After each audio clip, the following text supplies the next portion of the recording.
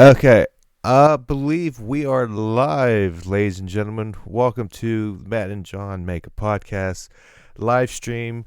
We are back live streaming finally after a hiatus, after my schedule has just been crazy with work. We're here to give our reactions to today's AEW Dynamite and NXT shows.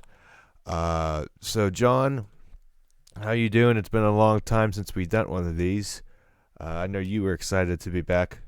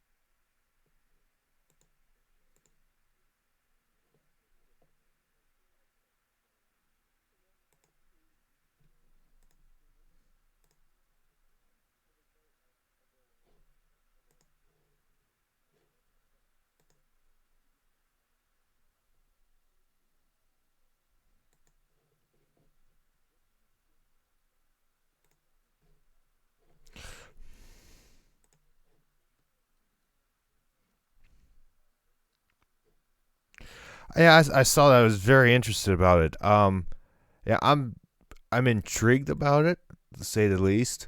Um, just because we haven't really seen him consistently on TV. I'm curious to see who his client is. Um, Again, I'm just.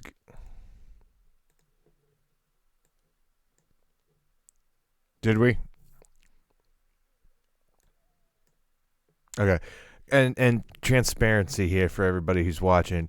Um, I couldn't usually when we did this in the past. I would try to watch both at the same time, but I had training for my other job, so I only could watch NXT, and so John watched Dynamite. So you get his um, view on Dynamite, and opinions from me from when I can chime in, and I'll do the same with NXT.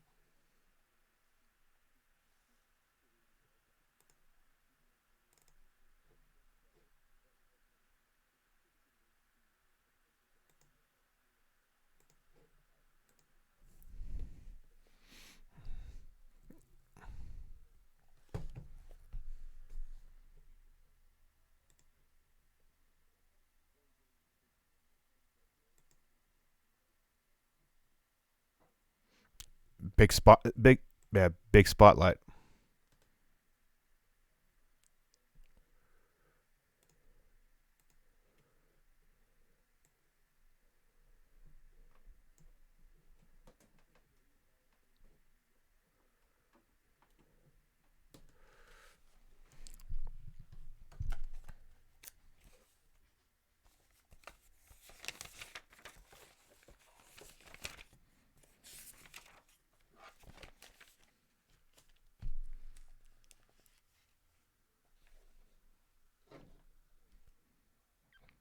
I don't know what you're talking about.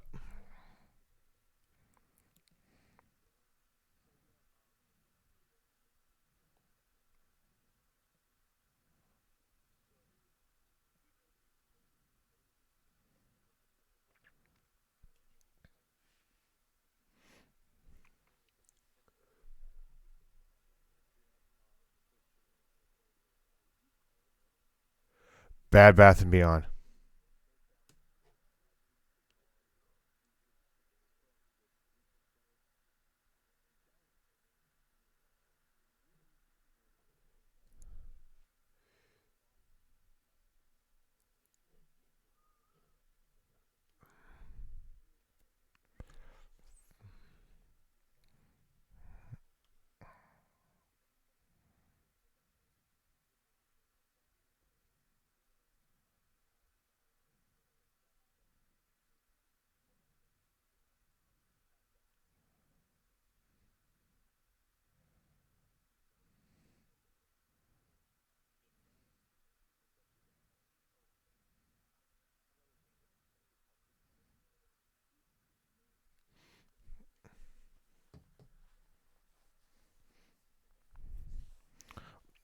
Oh, did he when he flipped off a kid? That's hilarious. That was hilarious.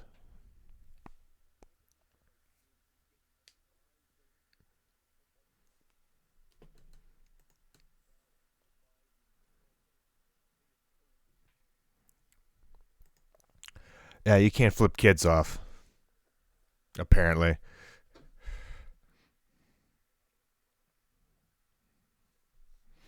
nobody does.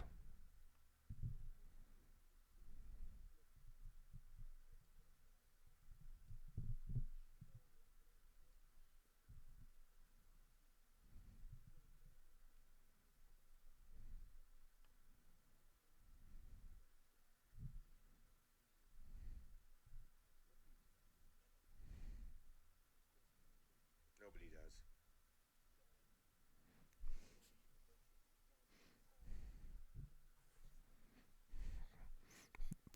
Yeah, I think so.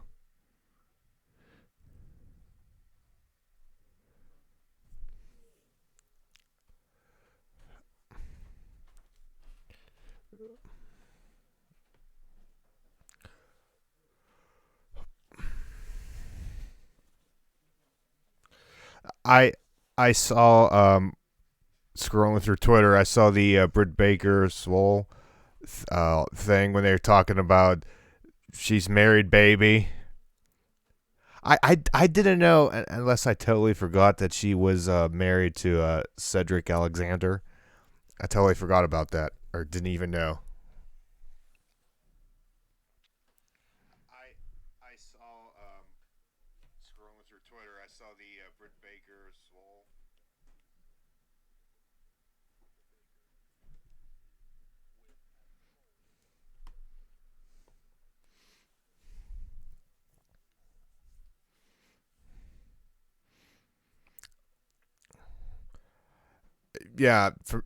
From what I'm seeing, it's kind of it's kind of working. At first, it was like, this is bad, but then it's working.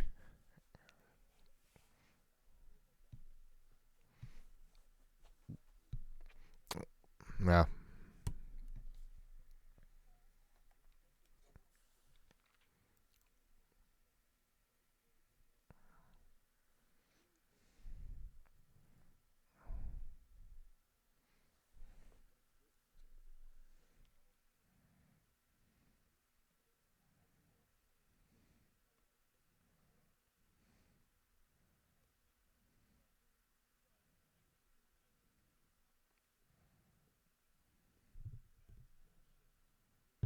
probably.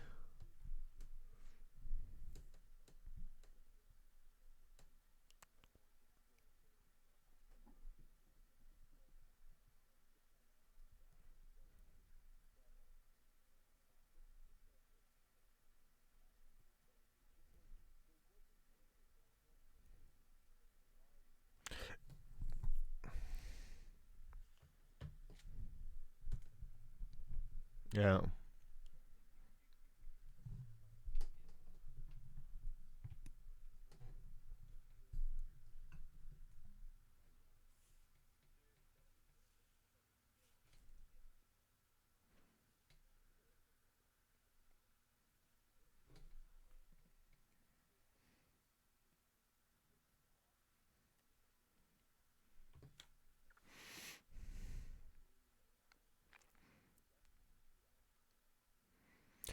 it seems random without watching any context. It just seems random.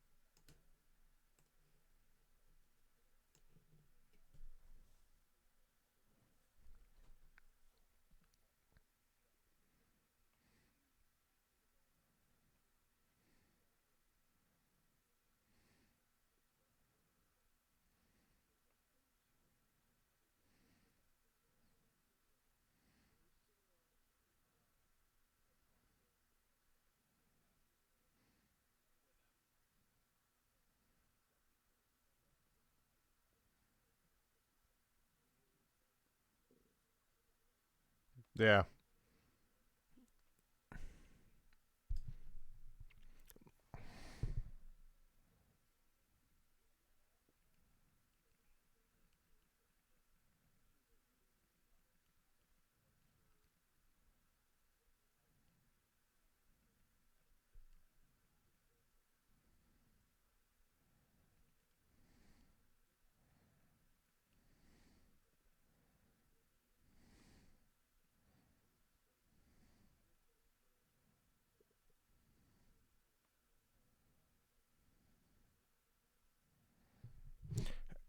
Yeah, I think they need a mid card title just to help build people in the undercard because right now like you have some good talent there, but like the main things that have been going on have been your main event players, your Dean Ambroses, your Jerichos, your MGFs, and your Codys, and it.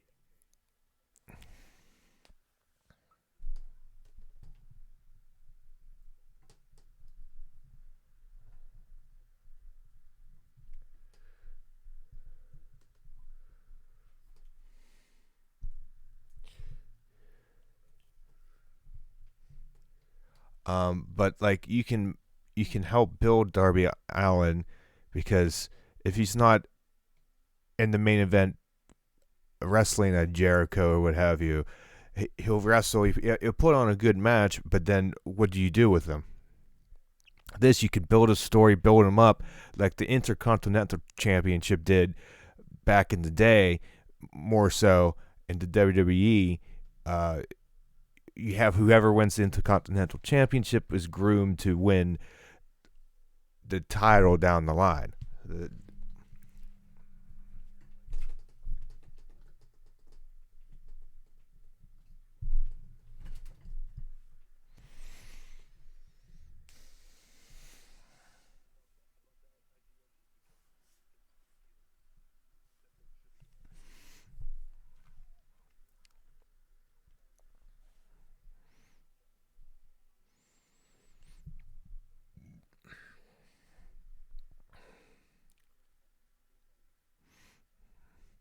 Yeah, you got to do something.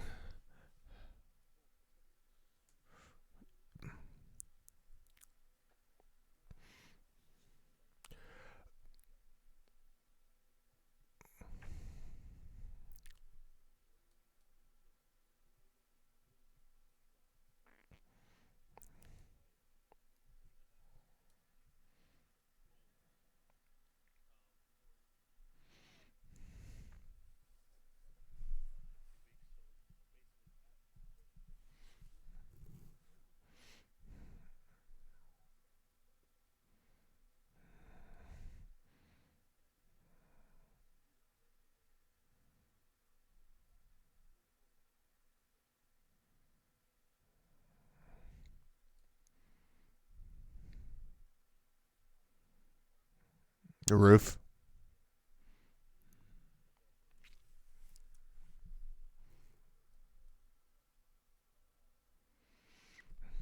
It's gonna be interesting how it works out.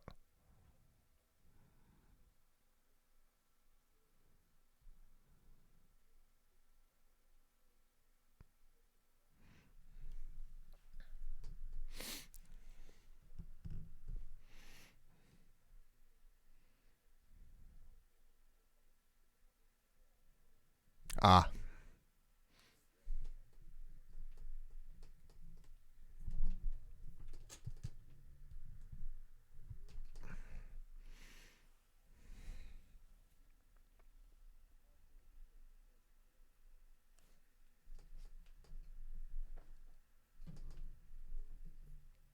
yeah,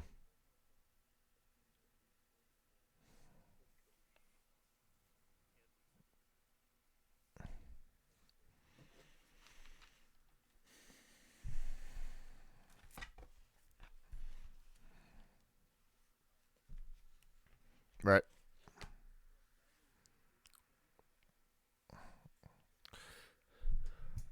NXT.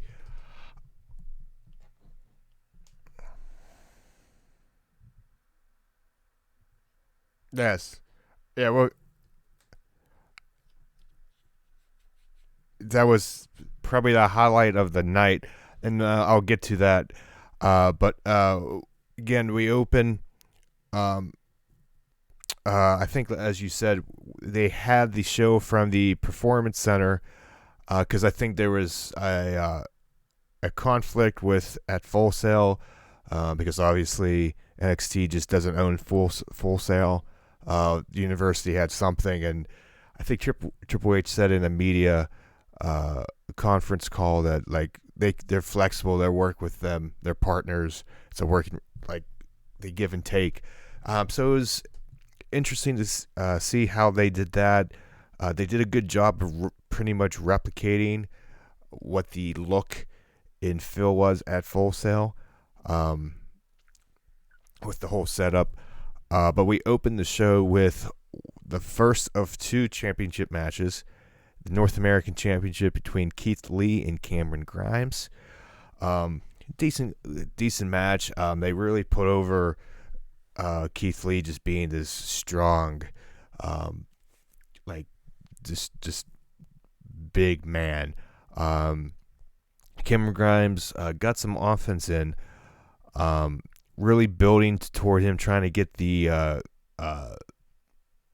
German suplex like that, which he finally did after just like super kicking Keith Lee, which was a nice spot. But just Keith Lee is just a monster. Finally gets the win and to retain. Then Damian Priest comes from behind, attacks Lee with a nightstick, hits him twice, and Dijakovic comes out to chase off Priest.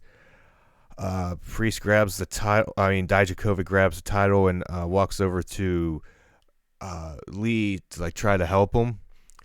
And I guess Lee hits the I believe the Spirit Bomb. Is that his finishing move?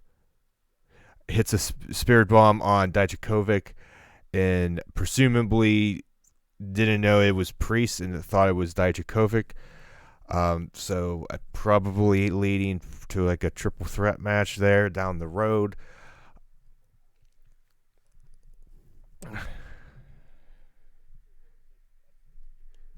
Yes, who knows? Because Tampa's got the coronavirus and WrestleMania's and there's travel bans. It's tomorrow. This whole week, the rest of the week is going to be very interesting to see what happens. Um,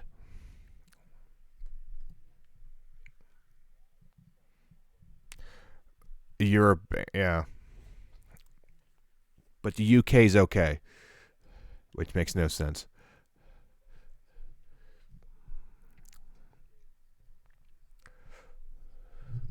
And Mania weekend, there's and just that all wrestling all together that weekend. There's a lot of international people. So yes, but anywho, Then after that, we have the ladder match qualifier. Again, Mia Yim versus Dakota Kai with Sonya Deville 2.0. Or as I compare her to original Captain America when he's all skinny and he goes in the machine, gets the serum, and comes out like a jacked monster. That's exactly what Raquel Gonzalez looks like. Um, so at the end of the match, I have notes. I think Mia Yim had Dakota Kai like in a pinning predicament, to take a phrase from McMahon, and Gonzalez broke up the pin, and then the ref was arguing with her and get that distraction. Dakota Kai rolls up Mia Yim, but the ref was still distracted, and Raquel's like, "Go look," pointing over, and Dakota breaks the pin, and like she's arguing with the ref. She turns around, and me and him hits I don't know what her finishing move is, like that code breaker like move. The best.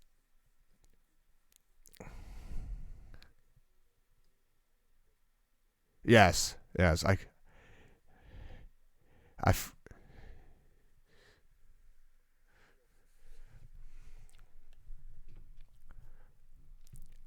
yeah. They never. I forgot about it, and they never said it when they hit it. So she gets the win. And then Gonzalez attacks me after, and they both leave. So Mrs. Lee goes to the ladder match qualifier. Um, then after that, we had this mysterious promo video package. It was all creepy. There was crows. There was TV with like the static, and that's what I'm thinking. And like the word apocalypse came up on it. Yeah, I'm thinking that was too. But they showed that twice throughout the night. Next, we had Kushida versus Raul Mendoza, and this was like an excellent cruiserweight type of match, just fast pace, just doing moves. The finishing sequence was pretty cool.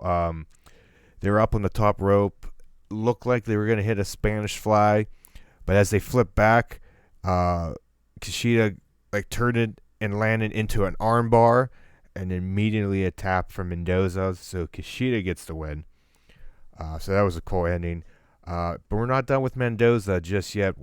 We'll see later in the night, which is an interesting storyline that we'll get into. Um, we get a interview with Breeze in the Performance Center. This is like a pre-tape, and they're interviewing him about being back at the Performance Center, being like the original like people that helped build the Performance Center. And Austin Theory interrupts, says the Performance Center makes stars and even mega stars, but not everyone who comes out of the Performance Center is one. Just pretty much just saying that at Tyler Breeze. And Tyler Breeze holds up the phone, takes his picture. Austin Theory's all confused, like, "Did you just take a picture of me?"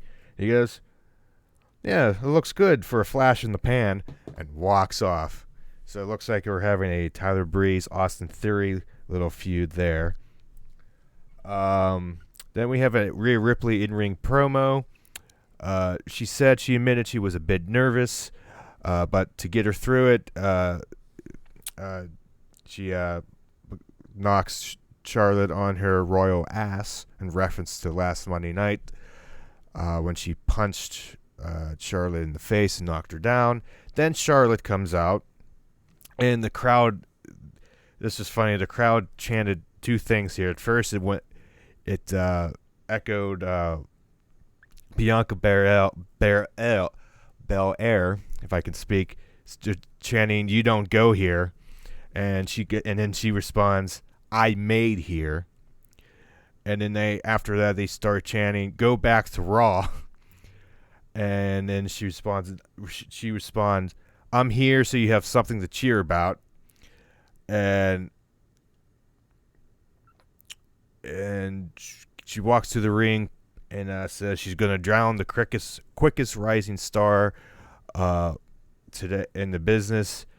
and there's nothing Rhea could do, and they start fighting, rolling around, throwing some punches. Charlotte gets some, Rhea gets some, and then Charlotte gets Rhea's leg to the turnbuckle, and does the throw the knee into the turnbuckle, and then does the figure four around the post, so almost vertical, and applies that, and refs and all that break it up, and that was that.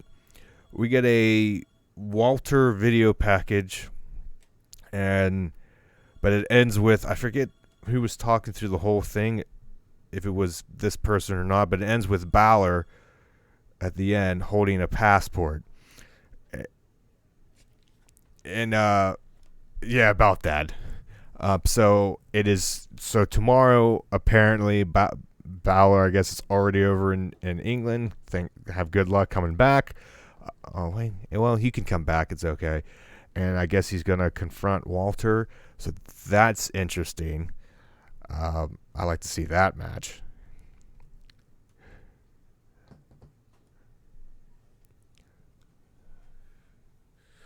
Yeah. Yeah, I don't like. Yeah, there's whatever they think they're gonna do. Things are gonna most likely change. Then this is when we get to the interesting storyline part, and the jokes on the Twitter were hilarious. So we catch up with Mia Yim outside, and all of a sudden, like a big SUV or what have you speeds past, and these two masked men get out and abduct Raul Mendoza and drive off. And the comments were like the Lucha Dark Order.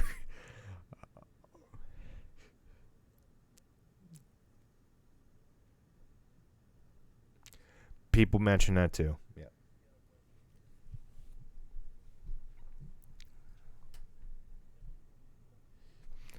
Well, now it's the Lucha Dark Order. So I don't know what's happening. But I don't know. But I'm interested now because I just want to see what happens. The Lucha Dark Order. We're gonna have Matt Hardy in sign AEW. He's still in NXT. Oh my god, what's the groundskeeper's name? Senior Benjamin's gonna lead the group, the Lucha Dark Order. Yes. And then we have another qualifying match for the women's ladder match. Tegan Nox versus Deanna Perrazzo. This was quick. I totally missed everything. And Tegan Nox won, so it was just a couple of minutes. Nothing really special there. Then we get ready for the. Go ahead.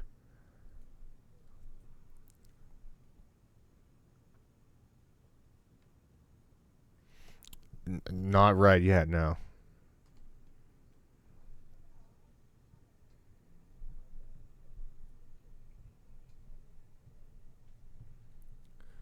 Yeah. So we get ready for the NXT Tag Team Championship match. Undisputed Era come out, but Velveteen Dream interrupts, and he's standing above the little platform above the announcers, and he says it was always about the NXT Championship and Adam Cole. The Roderick Strong was pretty much just a way to get to Adam Cole, and he didn't care about his family and whatnot. Cole is just interrupts and say he hasn't earned anything to get the, yeah.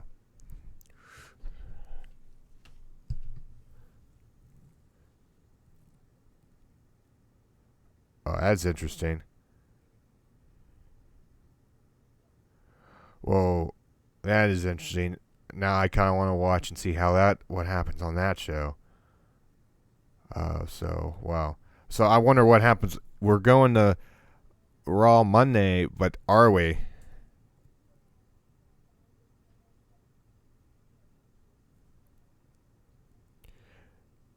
So yeah, that is everybody's.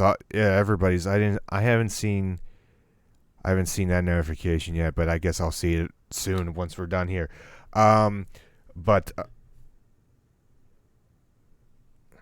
okay, I'll eventually see it on here. Um, blah, blah, blah. So yeah, Cole says he hasn't earned anything. Him being Velveteen Dream. Um, Even in a cage match, he was like, "Oh, you found a way to lock me in, but you lost the match." And so next week he's going to celebrate being NXT champion because he will become the longest reigning champion in NXT history. So we have that next week. So we finally get the O'Reilly and Fish versus Broserweights match. Obviously, typical match between these two. What more can I say? One funny what?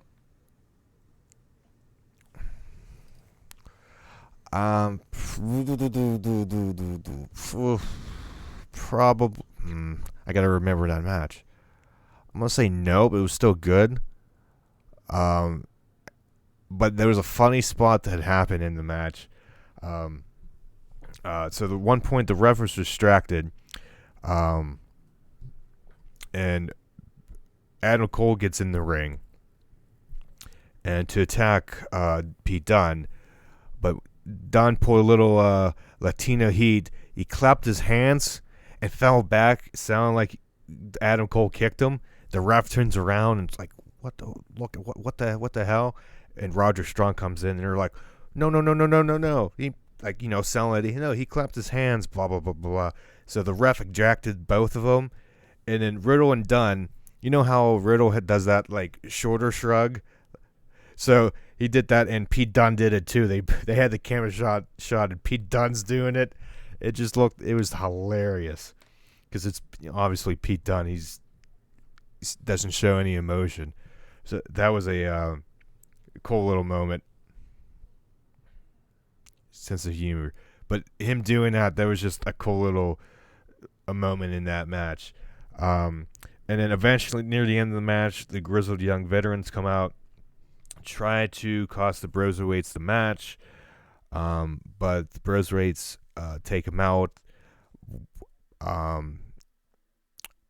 They take him out. Bobby Fish was running at Riddle or one of the two at the ropes, but they flipped Bobby Fish over, and Fish landed on both the grizzled young veterans, and then the Broserweights win the match. Shortly thereafter, retain. A fun little match. It went through a couple commercial breaks. I mean, typical match between those two with that fun spot in the middle. And then to end the show, we had Ciampa come out and wanted to know why Gargano did what he did.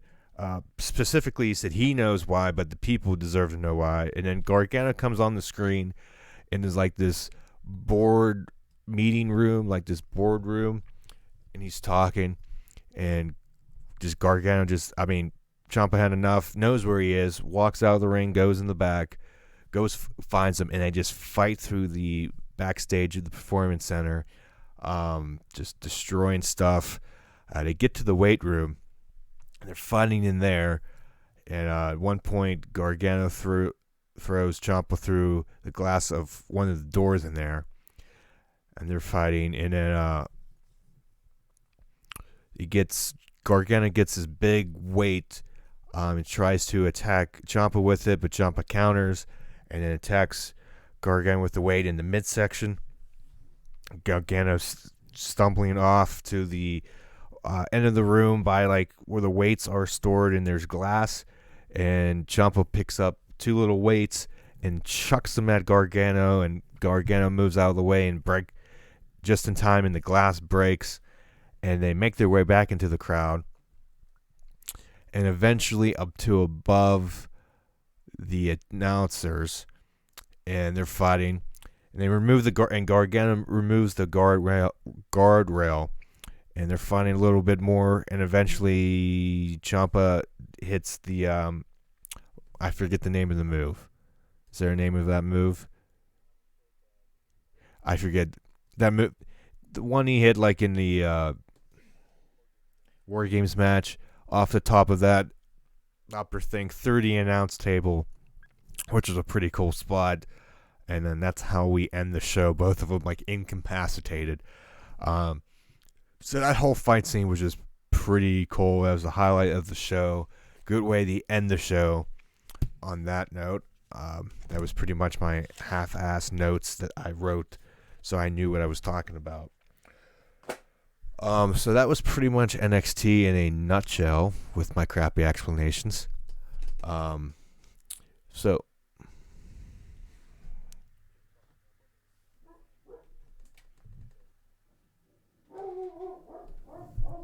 I sense it to be normal, about run of the mill.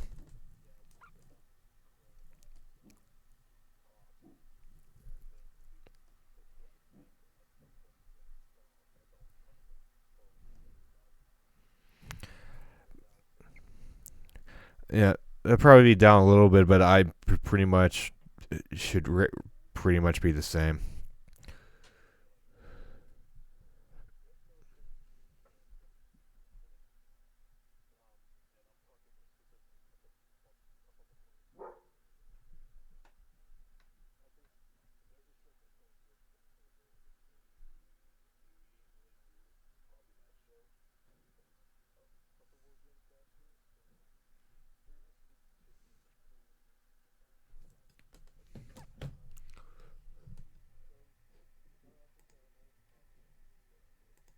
Yeah, and it was a good night.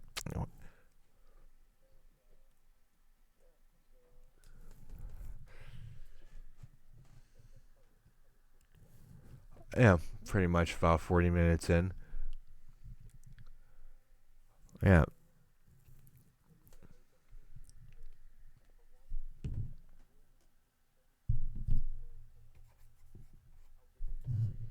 Mm-hmm.